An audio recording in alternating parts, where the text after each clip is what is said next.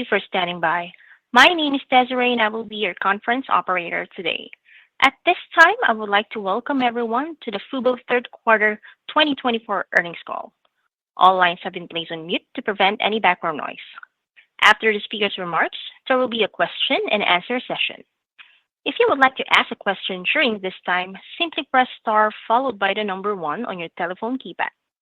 If you would like to withdraw your question, again, press the star 1. I would now like to turn the conference over to Amit Tatti, SVP, Investor Relations. You may begin. Thank you for joining us to discuss FuBo's third quarter 2024 results. With me today is David Gandler, co-founder and CEO of FuBo, and John Janedis, CFO of FuBo.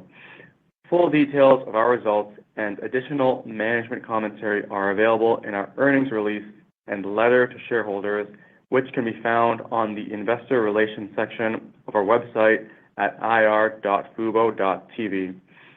Before we begin, let me quickly review the format of today's call. David is going to start with some brief remarks on the quarter and our business, and John will cover the financials and guidance. Then we will turn the call over to the analysts for Q&A. I would like to remind everyone that the following discussion may contain forward-looking statements within the meaning of the federal securities laws, including, but not limited to, statements regarding our financial condition, anticipated financial performance, business strategy and plans, industry and consumer trends, anti-competitive practices among our competitors, and our response plan, including our antitrust lawsuit and expectations regarding profitability. These forward-looking statements are subject to certain risks, uncertainties, and assumptions. Important factors that could cause actual results to differ materially from forward-looking statements are discussed in our SEC filings, including risks related to our antitrust lawsuit against Disney, Fox, and Warner Bros. Discovery, and the potential impact of their proposed joint venture. Except as otherwise noted, the results and guidance we are presenting today are on a continuing operations basis, excluding the historical results of our former gaming segment, which are accounted for as discontinued operations.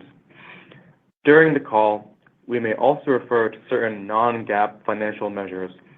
Reconciliations of these non-GAAP measures to the most directly comparable GAAP measures are also available in our Q3 2024 earnings shareholder letter, which is available on our website at ir.fubo.tv. Similar to last quarter, the company will not address any questions related to ongoing litigations during Q&A. With that, I will turn the call over to David. Thank you, Amit. Good morning, and thank you all for joining us today to discuss FuBo's third quarter 2024 results. Our third quarter was marked by continued growth on the top line and notable improvements on the bottom line. In North America, we exceeded revenue guidance, closing the quarter with $377 million in total revenue, up 21% year over year. Subscriber growth was strong, and we achieved our goal of 1,613,000 paid subscribers, up 9% year over year. Our 2025 profitability target remains a priority. I'm pleased to report that we delivered a nearly $100 million year-over-year improvement in adjusted EBITDA over the trailing 12 months. This includes a $33.8 million improvement in Q3 2024 compared to Q3 2023. We also posted meaningful year-over-year improvements for Q3 2024 in net loss, adjusted earnings per share loss, net cash used in operating activities, and free cash flow. John will provide more details shortly. Advertising revenue in North America declined 11% year over year due to a tough comp in Q3 2023, as well as adjustments to our content portfolio. Looking to Q4, we are encouraged by a record upfront season, and in the coming weeks, we plan to add gamification, enabling brands to embed polls or themed trivia games into video without interrupting the live stream, to our growing lineup of interactive ad offerings. We continue to be encouraged by a quickly maturing streaming market and our ability to deliver on consumer needs. Today, there are nearly 50 million households in the United States that still subscribe to legacy pay TV, a decline of more than 50% compared to the 105 million cable TV subscribers recorded in 2010. As legacy customers turn to streaming, nearly 30% have subscribed to virtual MVPDs over the trailing 12 months, according to a recent Moffett-Nathanson report. It's clear that consumers are looking for an alternative to traditional legacy pay TV services. Media companies have been recently challenged by big tech competitors. In our view, licensing their programming to pay TV, increasingly virtual, is their most profitable path forward. Similar to the way we called out rebundling years ago, we believe that the industry will come to the same conclusion. Legacy business model economics can survive and thrive simply by shifting focus to the virtual MVPD space. We believe this shift to virtual MVPDs is necessary to offset the decline of traditional pay TV and will also enable media companies to grow their revenue and profits. Therefore, we believe we are well positioned over the long term despite some bumpiness and disruption in the short to medium term.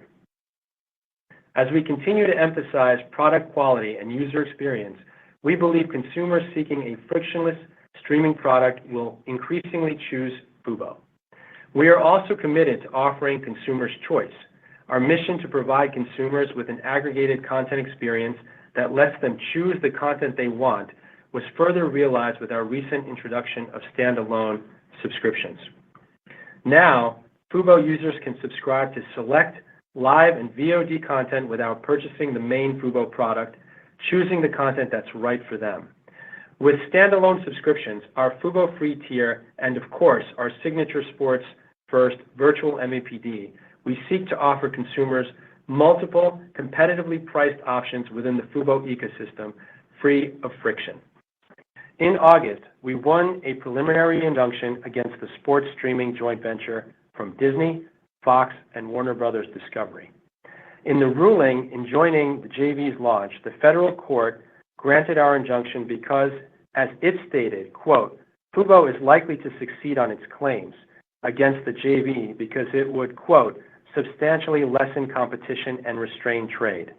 We are confident in the merits of our claims and believe the preliminary injunction will remain in place despite defendants' pending appeal. Our fight against the JV is only our first step in helping create a fairer streaming marketplace. Our goal is to rectify what we see as years-long efforts from these vertically integrated media companies to systematically stifle and suppress the growth of our sports streaming service. We believe these anti-competitive practices have inflicted billions of dollars of damage on FuboTV. We look forward to the opportunity to prove our claims when our antitrust suit is presented at trial in October of 2025.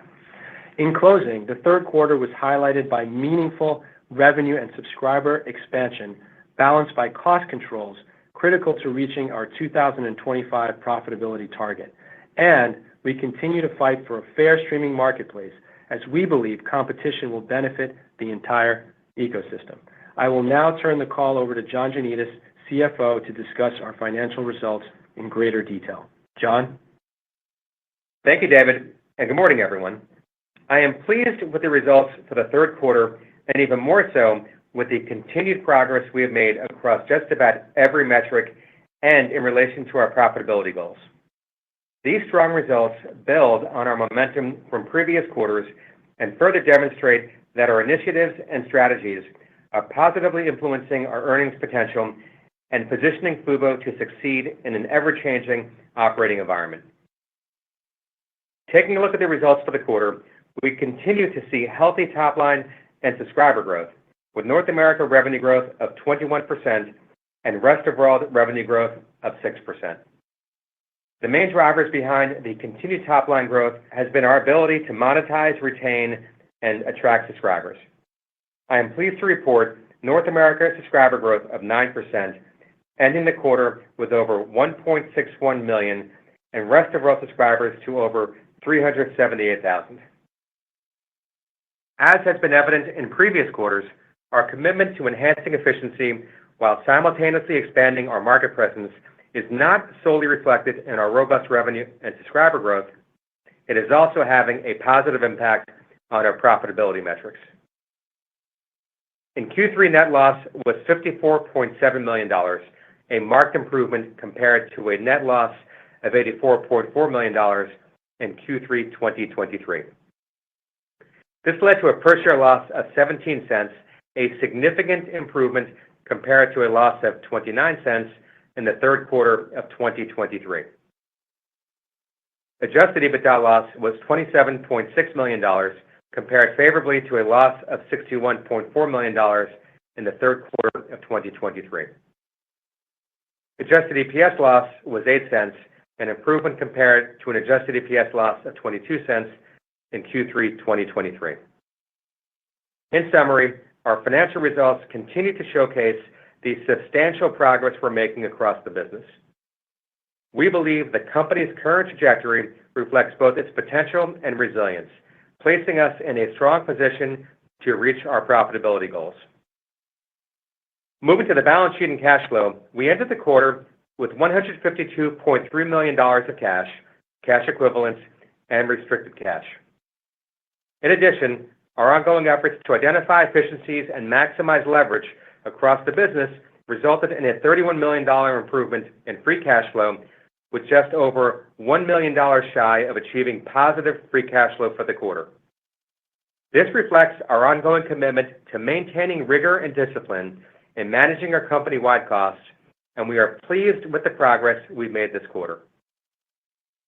Turning now to guidance, our fourth quarter North America subscriber guidance is 1.665 million to 1.705 million subscribers, representing 4% year-over-year growth at the midpoint, while our fourth quarter revenue guidance projects $426 million to $446 million, representing 9% year-over-year growth at the midpoint. On a full-year basis, our guidance for 2024 North American subscribers is now for between 1.665 million to 1.705 million subscribers, representing 4% year-over-year growth at the midpoint. And for full year 2024 North America revenue, our guidance is for $1.58 billion to $1.60 billion, representing 19% year-over-year growth at the midpoint. And for rest of world, we expect 345,000 to 355,000 subscribers in the fourth quarter, representing a 14% year-over-year decline at the midpoint, while our revenue guidance projects $8 million to $9 million, representing 0% year-over-year growth at the midpoint for the quarter.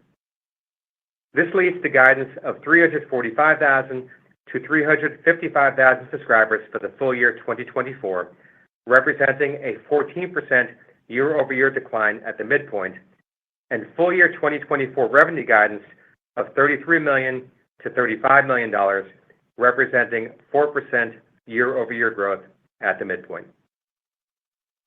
This guidance reflects our current expected exposure to potential industry volatility and our commitment to maintaining discipline in subscriber acquisition costs relative to monetization. In closing, I am pleased with our results. Even in a challenging market, we have posted strong revenue and subscriber growth. We have stayed true to our principles and thoughtfully evolved our strategy to better leverage our resources. While we recognize there's still much work to be done to capture the vast opportunities we see in front of us, we remain completely committed to our business and our partners. We believe our culture focused on innovation and relentless execution continues to enhance our capabilities, operational muscle, and executional discipline, driving forward our action plan and making progress against our profitability goals. I would now like to turn the call over to the operator for Q&A. Operator? Thank you. We will now begin the question and answer session. If you have dialed in and would like to ask a question, please press star one on your telephone keypad to raise your hand and join the queue. If you'd like to withdraw your question, simply press star one again. If you are called upon to ask your question and are listening via speakerphone on your device, please pick up your handset to ensure that your phone is not on mute when asking your question. Again, press star one to join the queue.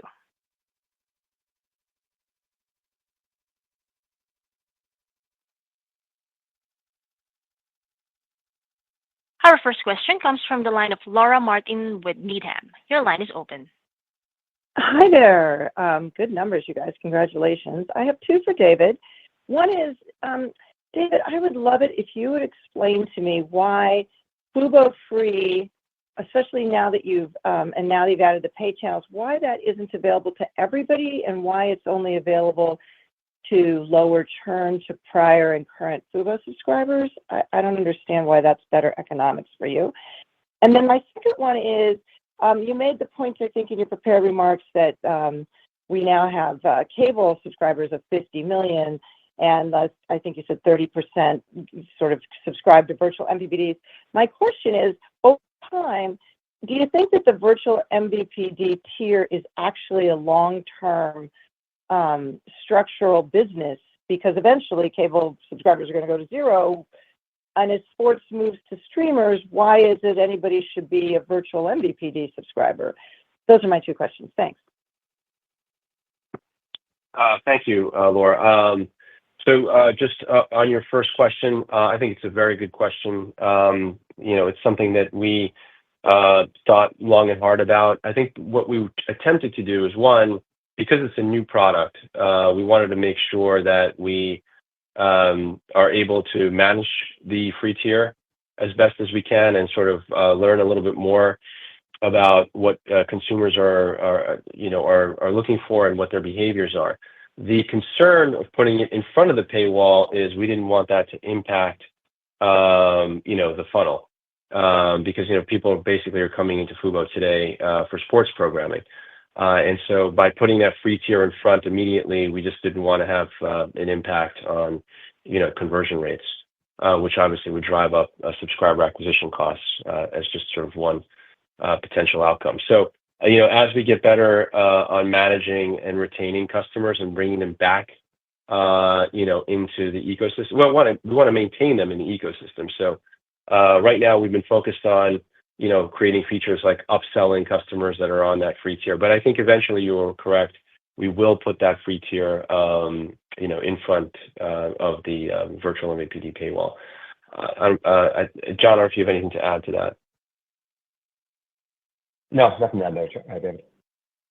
Yeah. And then, Laura, your second question, look, I think what we've attempted to communicate to the street is that we're very focused on offering consumers a plethora of services, and our goal is really to attract and engage consumers across the demand curve. So, we think that the virtual MVPD product is a solid product. I think, as I'm sure you know, lots of people are complaining about the number of services that they've subscribed to, the inability to find anything.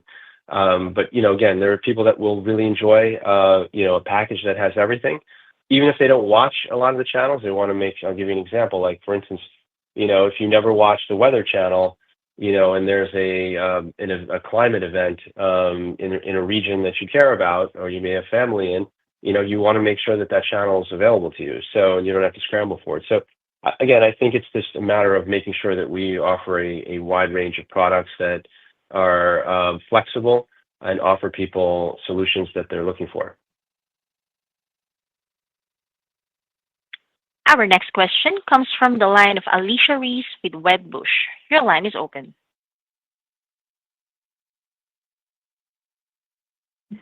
Hi guys, good morning. I'm just looking at the ARPU. Just wondering if you could talk a little bit more about what were the dynamics in the quarter with regard specifically to political advertising. Alicia, I couldn't quite hear the first part of the question. Was it specific to ads? Yeah, I'm just wondering if you could talk about the dynamics that occurred in the quarter with regard to ad ARPU, political advertising, what was driving the ad ARPU, why political didn't perhaps push it a little higher? Sure. Okay. Yeah, sure. I'll take that one. So on the political front, what I've said, I think now for the past couple of quarters was that I think like others, we expected to have a record political year, which we did. And so I think we more or less came on top of our budget for the year, which was somewhere, call it in the mid-single digit millions. And that was up, call it around, 20% or so from last year. In terms of the ARPU there, look, it's not from a third quarter perspective, it's not as significant as a percentage of, say, what a broadcaster would have. And so the inflationary impact, if you will, on ad ARPU is somewhat more limited. But I'd say that the biggest impact in terms of the ad ARPU was the drop of the Discover Scripts content earlier in the year. One last thing in terms of, I would say in terms of that was that in terms of 4Q, we expect improvement sequentially and a year-over-year basis in terms of ad ARPU. Thank you. Our next question comes from the line of Darren Aftahi with Roth. Your line is open. Hey, morning. Two questions, if I may, just following up on the ad ARPU, your commentary, John. Like, is there anything beyond Discovery that's a headwind that isn't making this business grow faster than it is? That's my first question. And then as it pertains to your standalone premium packages relative to the virtual MVPD, can you just speak to kind of the relative profitability of the products and then thoughts on any potential cannibalization? Thanks. Yeah, sure. All right. So on the third quarter ads, let me kind of take a step back a little bit. And so look, we had a year-over-year decline in terms of the reported number. I would say there are a couple of things to think about. Look, I think that I'm very pleased in general in terms of what the team is doing. But the first point is that we didn't have the Discovery Scripts content following our drop during the second quarter, whereas we had it in the third quarter of last year. So obviously that was a headwind. On the second point, and I think I may have referenced this on our call last quarter, we were up against a 34% comp to last year. So if we take a step back, our 2-year stack comp was, call it somewhere in the 7-ish% range, plus or minus, for the first and second quarters. And even with what we did in the third quarter, we had an acceleration. The 2-year comp is 11%. So I'd say again, we obviously want to grow, but I'd say from a 2-year basis, we're pretty happy with the growth there. And again, in terms of fourth quarter, not that you asked it directly, but I would say we expect to see improvement, and we're seeing signs of improvement sequentially from 4Q relative to 3Q. In terms of your question around the offerings, what I would tell you is that we announced this, I think, a few weeks ago around some more premium offerings. What I can tell you there is that they will be accretive as it relates to margin dollars. I think in many cases, they'll be actually similar in terms of overall margin. And so I don't expect any kind of degradation as it relates to the margin of the business. In fact, I think over time, it'll be overall improve our margin dollars.